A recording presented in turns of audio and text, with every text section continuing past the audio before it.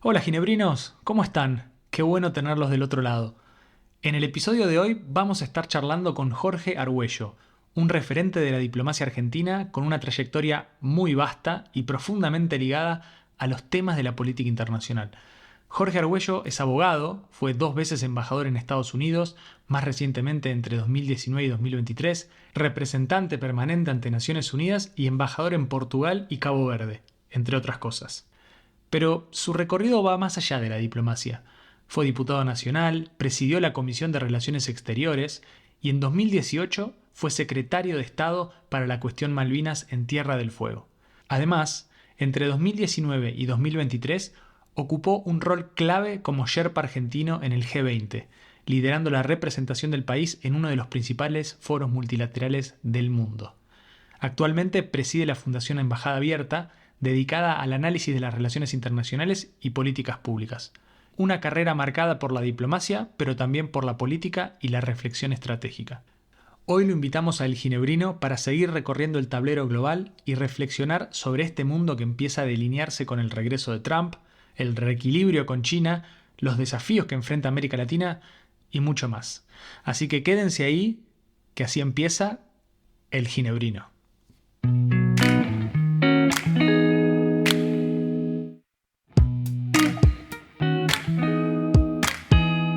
Hola Jorge, bienvenido al Ginebrino Podcast. Muchas gracias por tu tiempo. ¿Cómo estás? Hola Bruno, estoy muy bien y muy contento de estar en contacto con ustedes.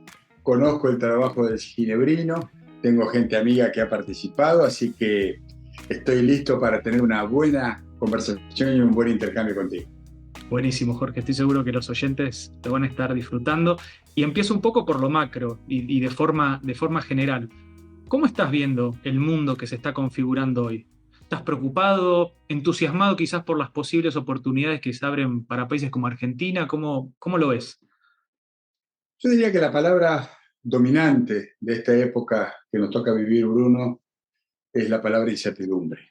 Ujú. A ver, después de la Segunda Guerra Mundial, como vos sabés, se armó un orden multilateral que fue diseñado por los ganadores de la guerra.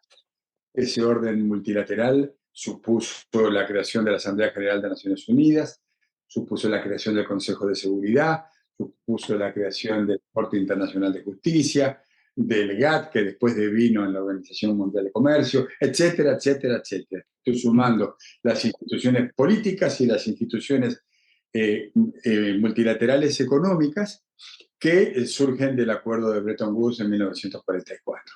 Todo esto le dio a el planeta una cierta certidumbre. ¿Qué Ujú. quiero decir con esto? Había reglas y había procedimientos. Bueno, hoy están pasando muchas cosas. Por un lado tenemos fronteras calientes.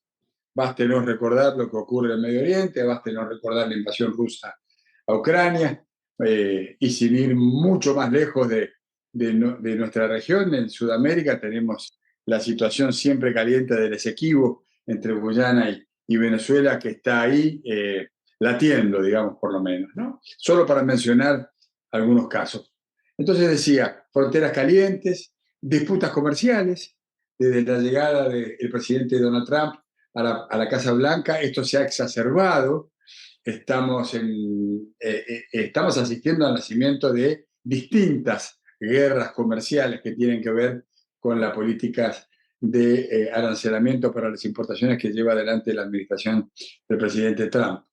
Eh, entonces sumamos fronteras calientes, disputas comerciales, competencia tecnológica, y yo rescataría dos actores fundamentalmente, China y Estados Unidos y China, la carrera espacial, que ahora tiene nuevos participantes, China, por Ujú. ejemplo, la India, por ejemplo, eh, la confrontación entre bloques, que también se insinúa cada vez con, con más claridad. Todo esto supone una superposición de conflictos y tensiones que le quitan certeza a los procesos internacionales.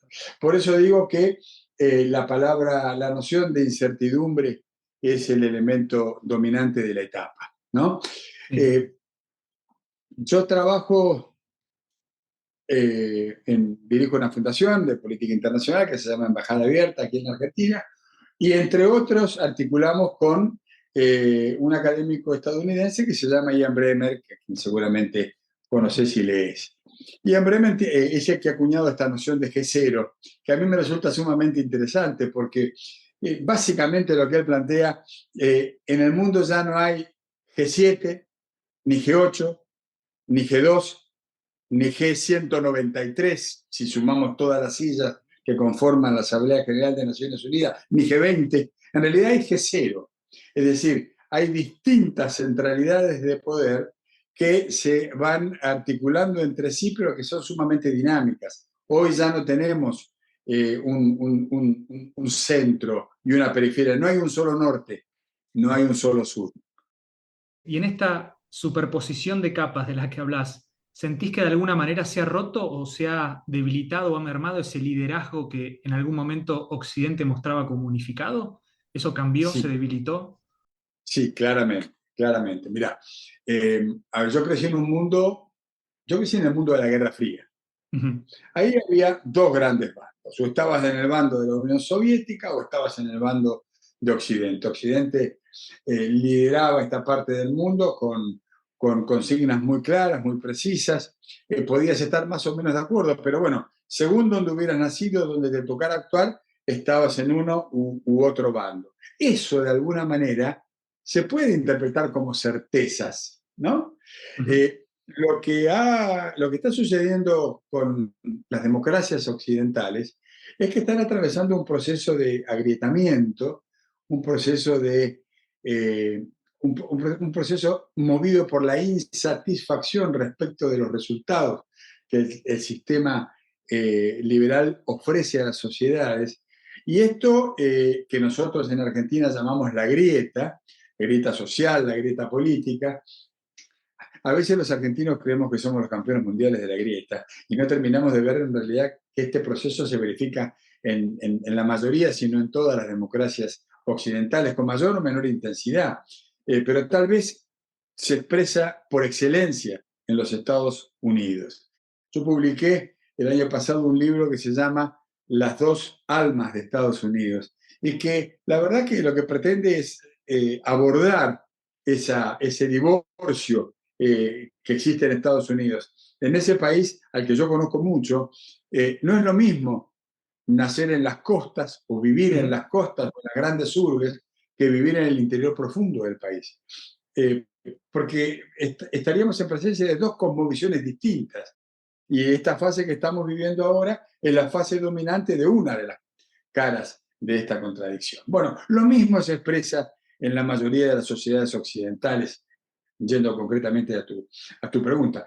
La verdad, Bruno, es que no sé qué pasa Ujú. del otro lado del mundo, porque yo tengo poca información y en general tenemos poca información sobre la existencia o no de algo parecido a este proceso en países como China, en países, digamos, que son menos accesibles en materia de información. Pero bueno, ese es un dato que caracteriza esta etapa de la vida contemporánea en las democracias occidentales.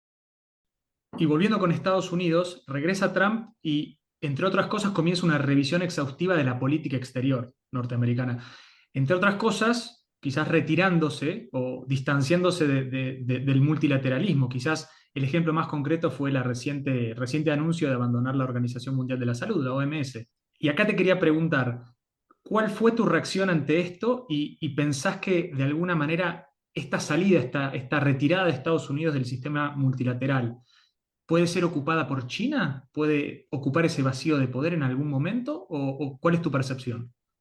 Empiezo por la última parte de tu pregunta, Bruno, que por cierto es muy buena. Hoy, si yo saco una foto de lo que está pasando en la arena internacional, yo te diría que fácilmente uno advertiría que China tiene más apego a las reglas del sistema multilateral que los Estados Unidos. Ajá. Y resulta paradójico, pero hoy la foto de la realidad me estaría indicando esto.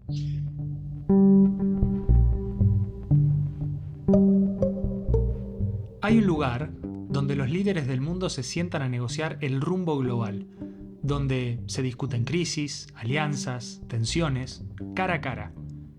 ese lugar es uno de los foros multilaterales más importantes. Ese lugar es el G20. Y Jorge Argüello estuvo ahí, en el centro de la acción, como Sherpa de Argentina. ¿Qué significa ser Sherpa? ¿Cómo se defiende una agenda nacional entre potencias? Y sobre todo, ¿qué lugar ocupa América Latina en ese escenario? Entremos juntos para conocer la cocina del G20, sus desafíos y el rumbo del multilateralismo. Quiero llevarte a un espacio que conoces muy bien, Jorge, y que es clave en la diplomacia internacional. Quiero preguntarte sobre el G20. Vos fuiste Sherpa de Argentina en el G20 de 2023, lo que significa que estuviste en el corazón de las negociaciones, preparando posiciones, buscando consensos, representando los intereses del país. Y quiero aprovechar tu experiencia para entender mejor el detrás de escena, cómo se vive realmente una cumbre tan importante como el G20, cómo se negocia en ese espacio y quizás para los que no están tan familiarizados, ¿cuál es el rol de un Sherpa en el G20 y qué tan importante es? Bruno, si uno quiere subir el Himalaya, necesita de un Sherpa. El Sherpa es un guía. Aplicado al G20, el Sherpa es el delegado personal del jefe de Estado de cada uno de los 20 países que integran el G20. ¿Cómo se gesta el G20? La verdad es que yo estuve presente en la gestación. En esa época, estoy hablando del año 2008, yo era el representante permanente de la Argentina, el embajador de la Argentina ante Naciones Unidas, vivía en Nueva York, bueno, Estados Unidos había sido alcanzada ya en el año 2007 por la crisis de las hipotecas. En ese momento, el presidente de los Estados Unidos era George W. Bush, y él desempolva un foro que había sido creado 10 años antes, a fines de la década del 90, exactamente en 1999. Ese foro que se desarrolló, se creó a instancias de un señor llamado Paul Martin de Canadá y Larry Summers de Estados Unidos, que era el titular del Tesoro, crean a fines de la década del 90 el Grupo de los 20 a nivel de ministros de Economía y Finanzas y gobernadores o presidentes de bancos centrales. Y lo hacen porque a lo largo de la década del 90 se habían verificado crisis financieras en distintos lugares de la periferia del mundo. Estoy pensando en México, estoy pensando en los tigres asiáticos, Turquía, Brasil, Rusia. Este proceso va a terminar en el año 2001 con la crisis de Argentina, que vino a ponerle la frutilla a la crema. Entonces, ¿qué dicen Martin y Summers, o Canadá y Estados Unidos? Dicen, creemos un foro que nos permita misturar al G7 con las economías periféricas y que este foro sirva para atajar la onda expansiva de las crisis que se verifican en la periferia para que no lleguen al centro y para que no se globalice. En el año 2008, cuando nadie sabía qué hacer con la crisis, Bush desempolva, vuelvo a usar la palabra, aquella herramienta, solo que esta vez la convoca a nivel de jefe de Estado y de gobierno. En el mes de noviembre del año 2008, en Washington se produce la primera cumbre de jefes de Estado y de gobierno del G20. Y yo recuerdo que en esa época teníamos una mesa informal, embajadores de distintos países, seríamos unos 12, 14, con Ban Ki-moon, que era el secretario general de la ONU. Cada 15 días nos juntábamos en el despacho de Ban Ki-moon a conversar, a intercambiar, cambiar figuritas, diríamos acá.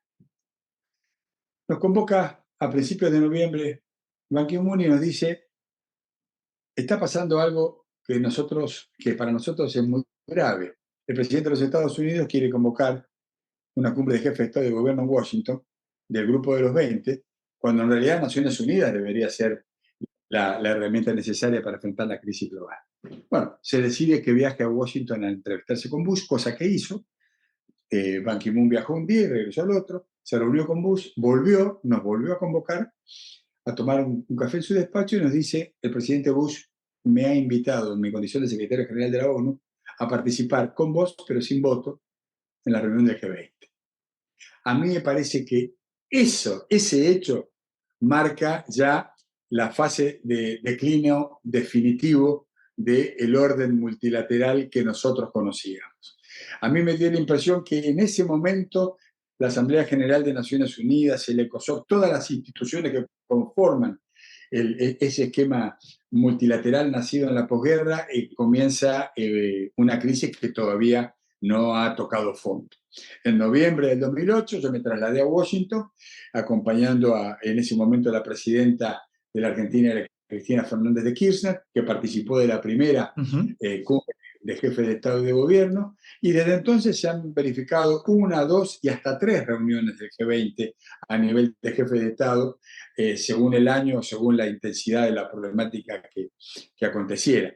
Entre el año 2019 y 2023, a mí me tocó ser el Sherpa del presidente de la Argentina, por lo tanto, estuve presente y atendí las cumbres de Arabia Saudita, de Italia, de Indonesia y de la India. ¿Y cómo logra un país como Argentina hacerse escuchar y dejar su marca en las discusiones? No es tan complicado porque somos 20 pares en realidad, los 20 Sherpas. Normalmente hay 4 reuniones al año, o sea, yo estuve 4 veces en Arabia Saudita, 4 veces en Italia, 4 veces en Indonesia y 4 veces en la India. Esas reuniones son preparatorias de lo que va a terminar siendo, después de la negociación, la declaración final de la cumbre, que normalmente tiene lugar en el mes de noviembre de cada año.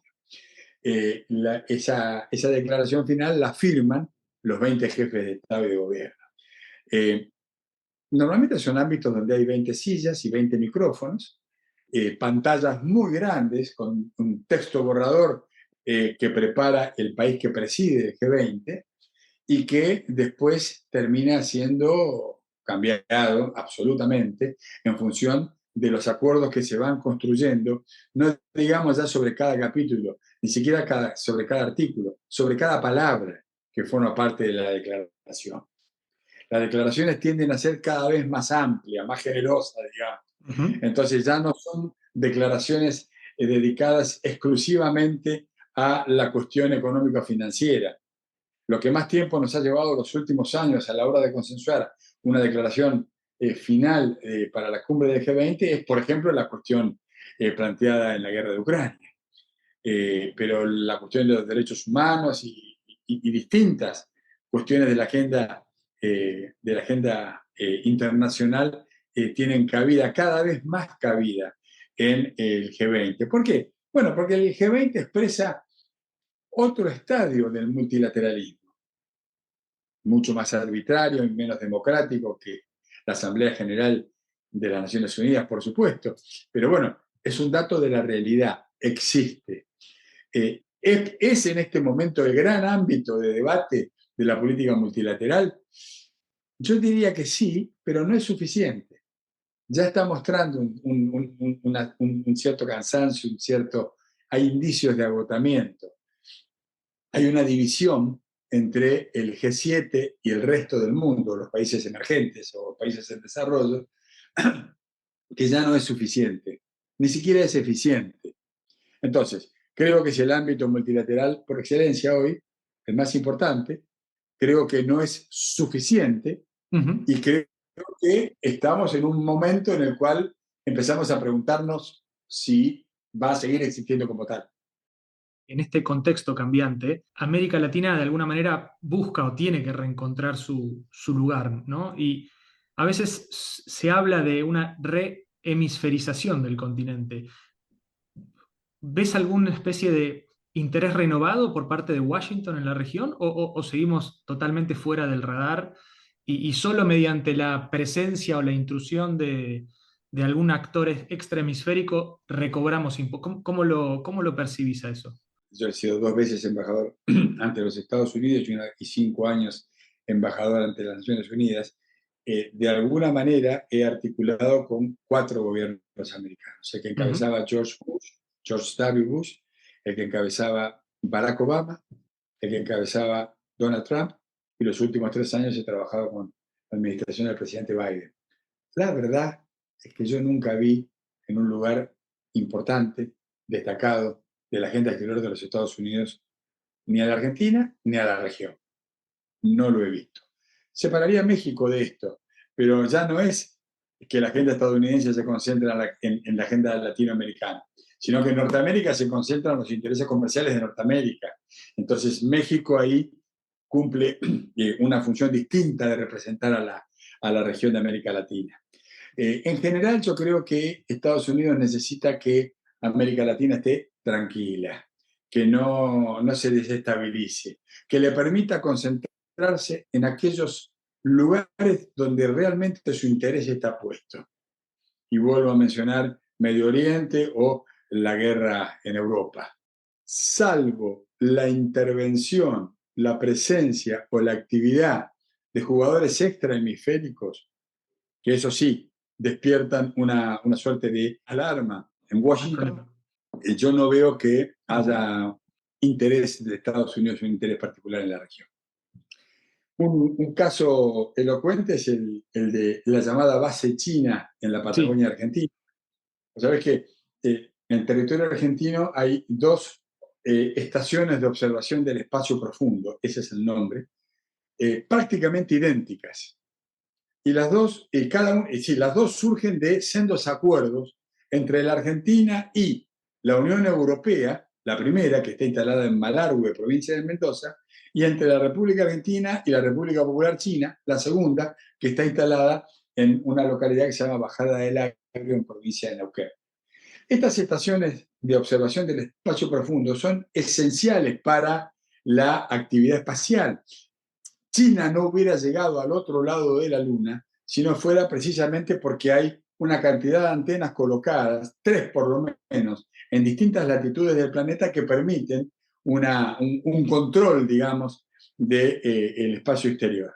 Invariablemente, en mi actividad como embajador de la Argentina en Washington, aparecía en el Congreso, en las reuniones con los miembros del gabinete, con los think tanks, una pregunta sobre la base militar china en la Patagonia. Y nunca me preguntaban sobre la otra base que es idéntica, que es la base de la Unión Europea en Malargüe. ¿Y por qué no me preguntaban? Bueno, porque el problema es China, porque en definitiva, aquella consigna de América para los americanos, que fue gestada para mantener alejadas las potencias europeas de las Américas, ahora se aplica de la misma manera, pero con relación a China. Exactamente. China es la amenaza y entonces cualquier tipo de actividad de este tipo es mirada con preocupación desde Estados Unidos. Fíjate lo que decís, Jorge, para llevarte a la política exterior argentina. Tengo quizás dos preguntas. La primera es cómo evalúas personalmente y en tu experiencia como embajador el posicionamiento internacional de Argentina el día de hoy. Y en segundo lugar, vinculado a esto, vos tuviste un rol muy importante en el tema Malvinas como secretario de Estado para la cuestión Malvinas en la provincia de Tierra del Fuego. Te quiero vincular el posicionamiento, la primera pregunta, con la decisión de hace no mucho tiempo de Argentina de abstenerse en una resolución muy importante de Naciones Unidas sobre Ucrania. ¿Cómo nos impacta en nuestro reclamo por Malvinas? Mira, yo creo que la política exterior de la Argentina es errática. ¿Qué quiere decir erratismo? Erratismo cuando no hay un rumbo fijo. La política exterior de la Argentina no la estaría fijando Argentina, sino que Argentina lo que ha definido en su actual gobierno es seguir la política exterior de otro país, en este caso de los Estados Unidos e Israel.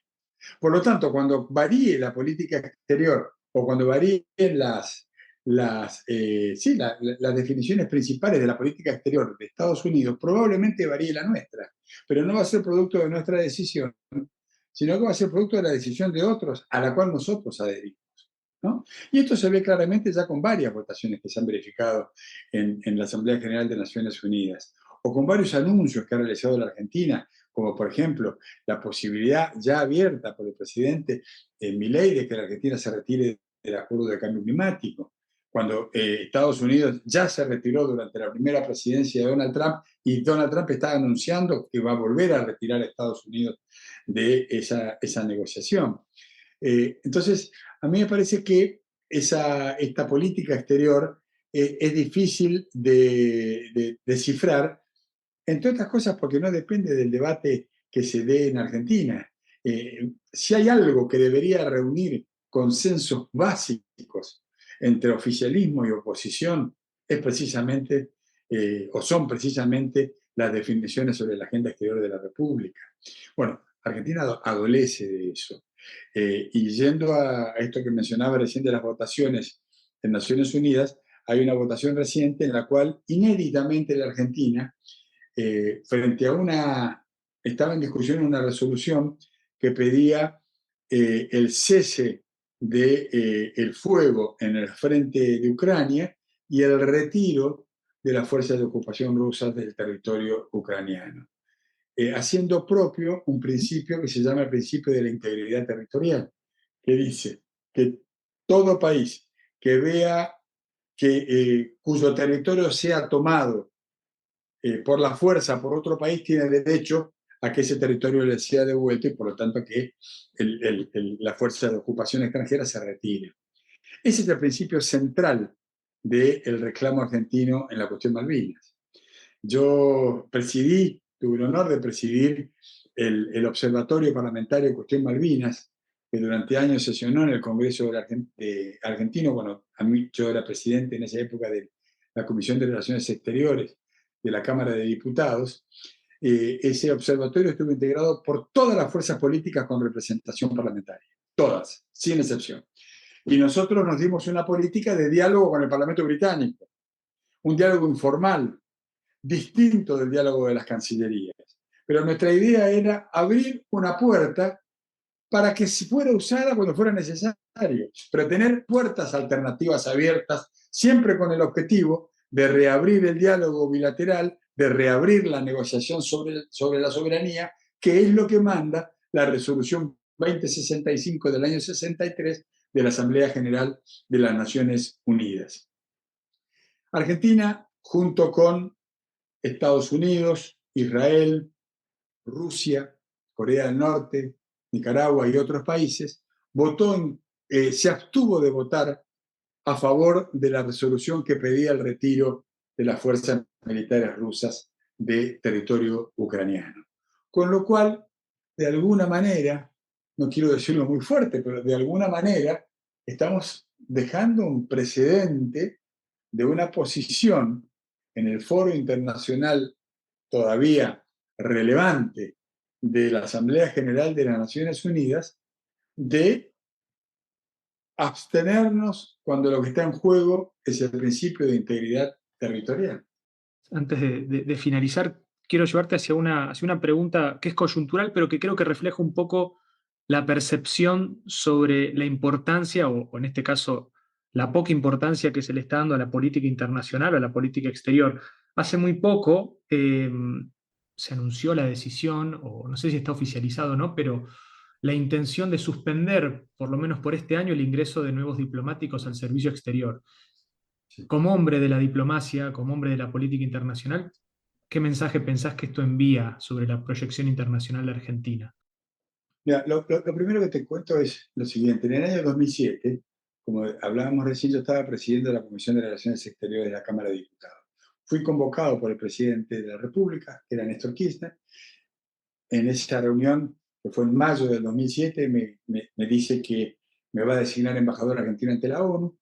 Consecuencia de esa conversación, yo presento mi renuncia a la Cámara de Diputados y me traslado a Nueva York.